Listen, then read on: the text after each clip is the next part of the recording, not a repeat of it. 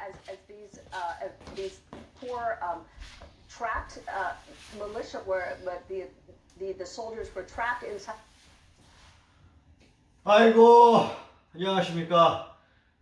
매일매일 운동하기를 실천하고 있는 동탄 왕코예요. 운동을 하겠습니다. 자, 오랜만에 영상을 틀었는데 항상 저는 여러분 운동을 하고 있었어요. 어제도 엊그저께 스쿼트를 너무 열심히 했더니 지금 허벅지에 다 알이 배겨서 너무 힘듭니다. 오늘은 5월 17일 화요일이고요. 날씨가 매우 좋습니다. 여전히 주식은 꼬꾸라지고 있고 코인도 역시 꼬꾸라지고 있고, 얼마 전에 루나와 테라라는 코인이 대폭락을 했죠. 아까 방금 영화관 갔다 왔는데 영화관에서 뭐라고 했더라? 다운? 드랍빗이라고 했나? 아무튼 그렇습니다. 운동해야죠. 이번 주는 새벽 출근을 하고 계속 오후에 약속이 따로 없어서, 일정이 없어서 계속 영어 학원을 갈 예정입니다. 운동하겠습니다. 역시 운동할 땐 CNN이죠. It's an about turn, in particular, dramatic one for the ruling party here in Sweden that had opposed accession to NATO. Sweden joined the NATO. 73 years up until just the start of March, saying essentially that the war in Ukraine and Russia's decision to invade that country that isn't a NATO member changed everything from their perspective. So now what we've seen is Ann Linde, the foreign minister of Sweden, signing the NATO paperwork. She said just briefly to television crews who were present that she felt it was a very big, serious and symbolic moment for her country. Finland will be having a vote. It's had a marathon debate in Parliament yesterday evening that continues today. It'll have a vote later on today, but in the meantime, the President of Finland is here, and he's going to be addressing the Swedish Parliament about this joint NATO bid in about a couple of hours' time.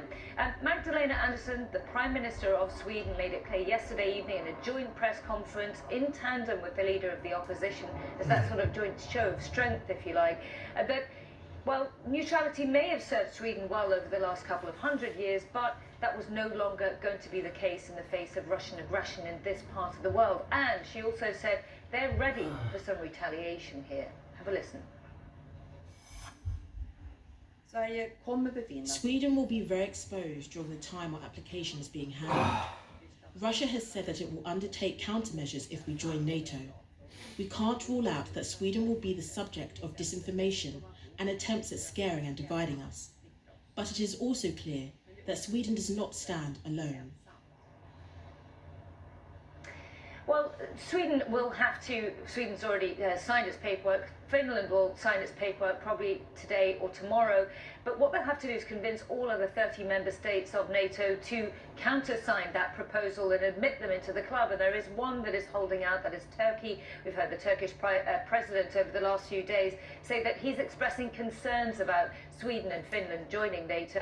He has issues with the fact that Sweden has taken in a number of members of the Kurdish community, members that he believes are terrorists, and he wants to hold out for some kind of concession, it appears, before agreeing to allow these two countries into NATO. But they appear to have the backing of other NATO members, not least some of the most powerful like the United States, and you can imagine that the wheels of diplomacy will continue apace over the next few days. Max? Okay, back with you on the updates on Finland as well later today. Nina, thank you. Coming up on the show, a CNN exclusive. The US calls him a specially designated global terrorist with blood on his hands and a $10 million bounty on his head. And he's never spoken with a Western journalist or showed his face in a TV interview until now. Plus this. In this region, the SBU says it catches 1 or 2 agents run by Russia every day.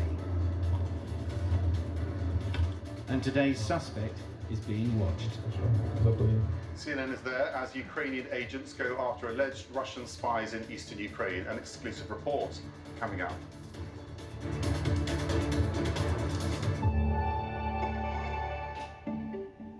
Stretch is a mobile case-picking robot. It can move around the warehouse.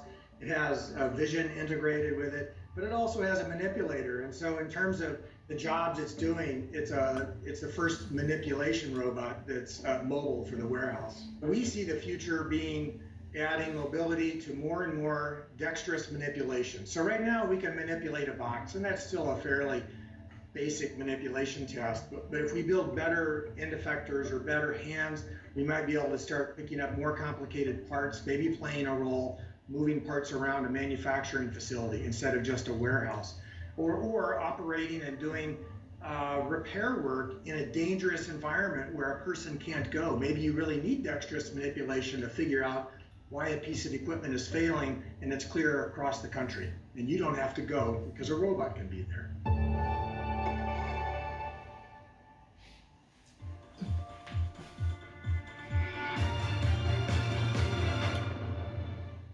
Chicago's South Side can sometimes carry a difficult, if not dangerous, reputation. The threats in our community are numerous. There's threats of violence with gangs, with family members. There's guns. There's inequities in the system where students can't even go outside.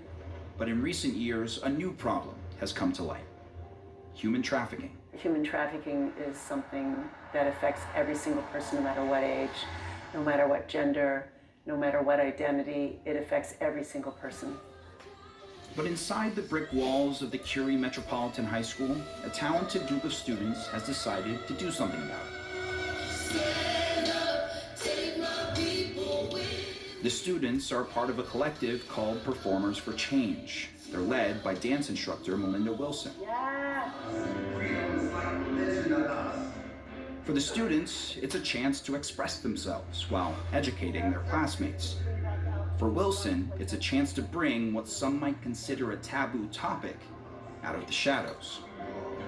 I hope that it gets teens to really understand the dynamic of how serious and horrific these crimes are.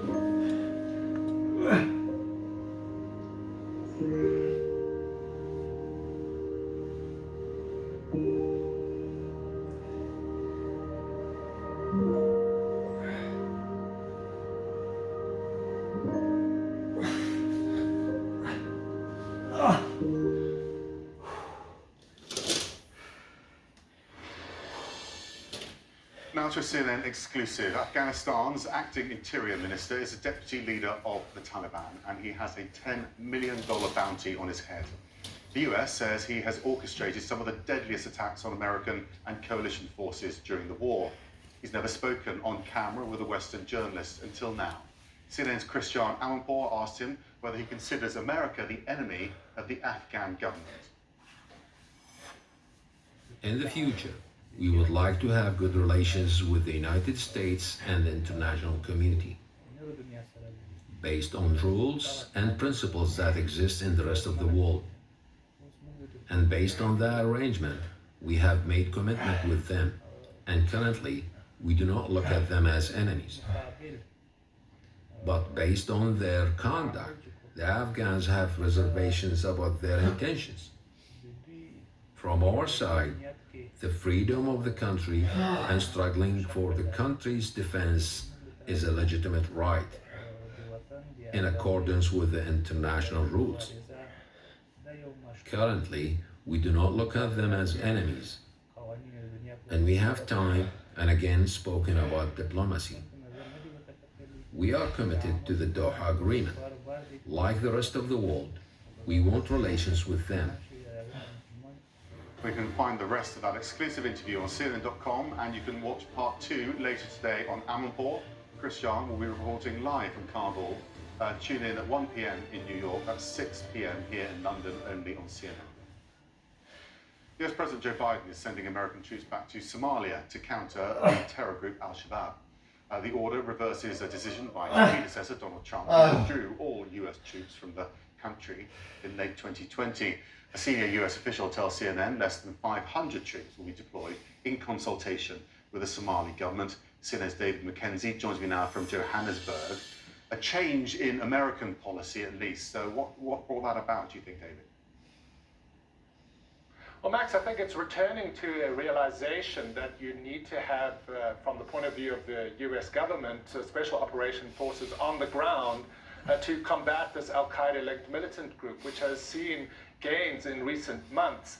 A US senior administration official saying that the decision by President Trump to withdraw those forces was, quote, irrational. Now, what they've had to do over the last several years has been to cycle in and out of the country for training and advising operations, which the Pentagon says puts them potentially in harm's way. They are reiterating, though, which is interesting, that they aren't going to be involved in direct attacking, they say, of Al-Shabaab. Take a listen. Our forces are not now, nor will they be, directly engaged in combat operations. The purpose here is to enable a more effective fight against Al-Shabaab by local forces, and Al-Shabaab has increased in their strength and poses a heightened threat.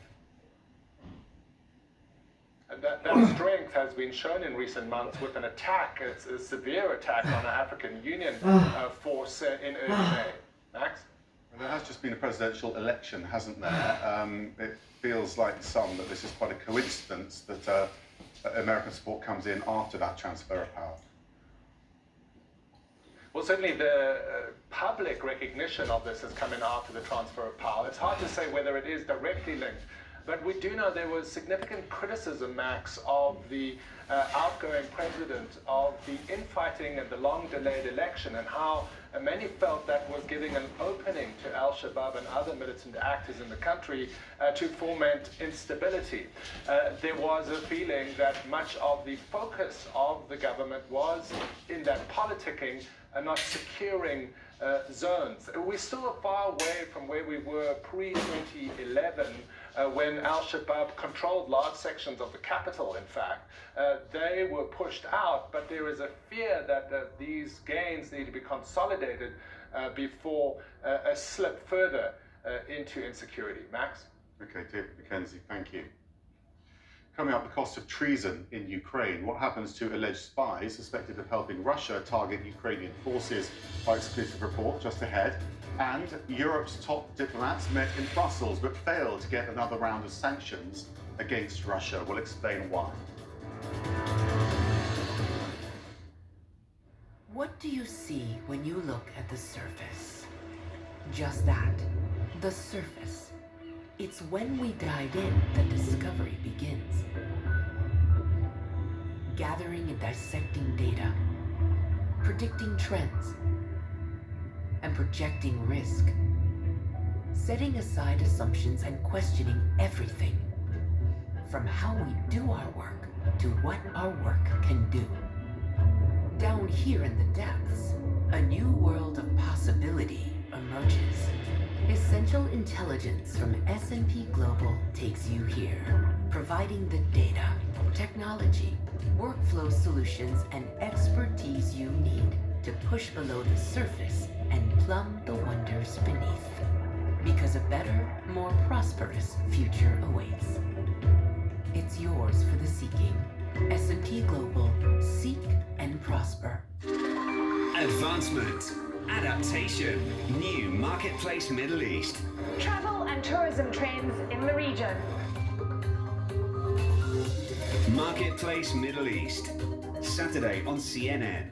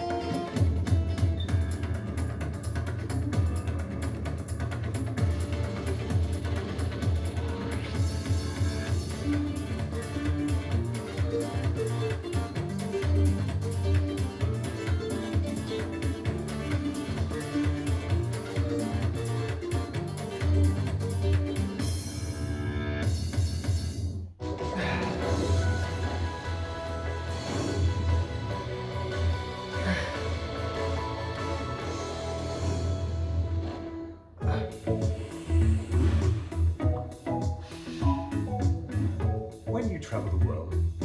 Make sure the world travels with you. Check in, log on, and get connected with all of the latest developments at your fingertips. CNN Partner Hotels. Connected to your world.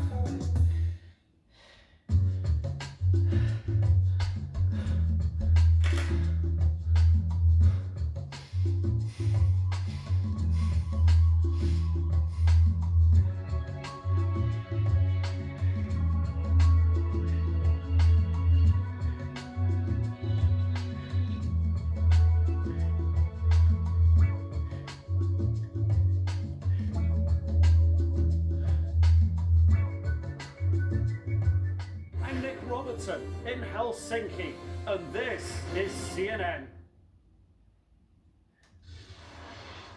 Russia's invasion has left Mariupol in ruins, but after 82 days of fighting, the long standoff at the city's steel plant may finally be coming to an end. Ukraine says more than 260 people at the Azovstal plant have been evacuated. The country's been declared have declared the combat mission fulfilled, and commanders have been ordered to save the lives of their troops. Elsewhere in Ukraine, authorities say there have been casualties from Russian missile strikes in areas north of Kyiv, and there are reports that Russian troops have tried to cross the border with heavy fighting near Sumy, east of the capital. Missile attacks were also reported near Lviv to the west. Russia's gains in Mariupol belie its losses in other parts of Ukraine. It's been repelled from Kharkiv and facing stiff resistance as it pours more troops back into eastern Ukraine.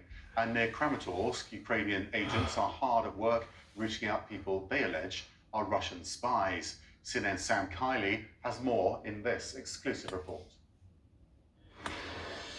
This is the former headquarters of the SBU. That's the secret police, effectively, of Ukraine. Now, it was hit right at the beginning of the war with an airstrike. Clearly, from the Russian perspective, this is an immediate necessity to knock out the SBU's capacity here in Kramatorsk, because it is from this location that the counter-intelligence operation would have been run. We've been working on him for about 4 days. We have a complete picture of his actions, says Sergei. This is Ukraine's most secretive force, the equivalent of the FBI, and then some. Sergei says, we have identified a person who, according to our intelligence, is committing a crime. Simply put, this is a person who transmits to the Russian side, the Russian military, information about the locations of our units. Snatch team with orders to grab an alleged Russian spy.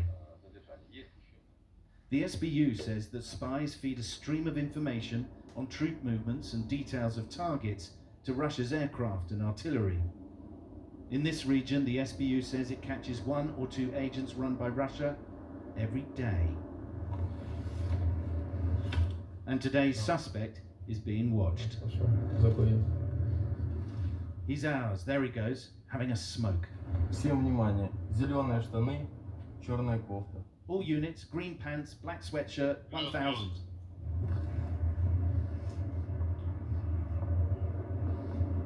Special forces sweep in.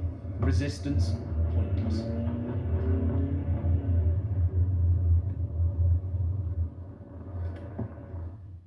Two Ukrainians are asked to witness the interrogation. With our camera present, protocols are followed to the letter. He's told why he's arrested for high treason during martial law and confesses on the spot to spying. He says that he was allegedly recruited online, gets orders via a messaging app from someone called Nikolai. The suspect says that he got about $10 for his alleged spying, which included the locations of Ukrainian military units in the town. According to an alleged exchange between him and his handler, the suspect was arrested mid-mission. Завтра тоже нужна будет твоя помощь подробного характера. Будь на связи. Нужна будет инфа по проживанию военных в районе ЦНИЛ. Конкретика будет утром. Понял, принял. Добрый день, Геннадий. Ты вчера хорошо поработал. Сегодня необходима та же информация. Фото, видео, геоданные военных на ЦНИЛе. Имени для получения информации. Ну вот я шел. Как раз это вы шли, да? посмотреть эту информацию. Понял, принял, отпишусь. 1,5–2 часа. Это было, получается, сегодня, да, в 11:29. There's no death penalty for traitors here, but as he's driven through these gates, he'll know that if tried and convicted, he could spend a lifetime behind bars. Serhiy's hometown is under constant Russian bombardment, so for him, this is no small victory. Russia's hitting us with missiles, rockets and air raids. These missiles hit the coordinates which are transmitted by these criminals. People die in these attacks, soldiers and civilians. But, he adds, the more atrocities the Russians commit, the harder it's getting for the Kremlin to recruit local spies. Sam Kiley, CNN in Slavyansk. Well, the European Union couldn't agree on the 6th round of sanctions against Russia during a meeting of foreign ministers on Monday. The EU's top diplomat says the proposed ban on Russian oil is still the main obstacle, and the objections from Hungary are preventing the unanimous consent needed for approval. Meanwhile, the EU is cutting its economic growth forecast and bracing for higher inflation. The war in Ukraine is cited as the reason for both. Per Sebastian joins me now with more on this. This is a problem with the unanimity policy within the Union, which the President of the Commission has talked about recently. She actually mentioned that they might consider relaxing that unanimity rule on certain issues, but still it stands for this particular fixed package of sanctions, and that's why Hungary is able to hold up the whole thing. They continue to say that they are not seeing enough assurances for their energy security in this latest package. The Prime Minister Viktor Orban was actually sworn in for his 4th term in office yesterday, and at the same time accused Brussels of abusing its power, continues to take this pretty hard line towards the European Union. So right now, look, they're asking for things like an extension to the deadline to phase out oil imports from Russia. Hungary is also suggesting that they might want quite a lot of money from the EU to help modernize their energy infrastructure, sort of by way of compensation. But it's now been almost 2 weeks, Max, since this 6th package was first mooted, and still no agreement. The other impact from the war in Ukraine is obviously Eurovision. We're going to actually cross to the Kalush Orchestra back in their home country after winning the Eurovision Song Contest. Glory to our heroes. Now, ladies and gentlemen, you're free to ask questions. Please wait to receive the microphone. Greetings. It's Rada, TV Zelitska Oksana. Are you planning to sell your hat at an auction to help Ukraine? We know that you're planning to sell the crystal microphone. Tell us more about it. We are planning to sell the award starting. We are planning to sell it to raise funds for Ukraine. Meaning that there are so many people who can afford donating a lot of money to help Ukraine. And this statue will be an additional motivation to donate money to help support Ukraine and Ukrainian army. So you can take a picture of this statue. It will be placed at an auction soon. Please follow us on Instagram. We are planning to announce the venue, the auction details, etc. More questions?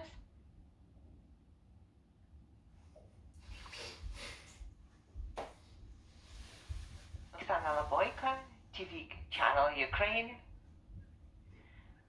Immediately after the Eurovision, many started saying that perhaps it's worth relocating the Eurovision and hosting it in Poland instead. What would you say about it? That's my first question. And secondly,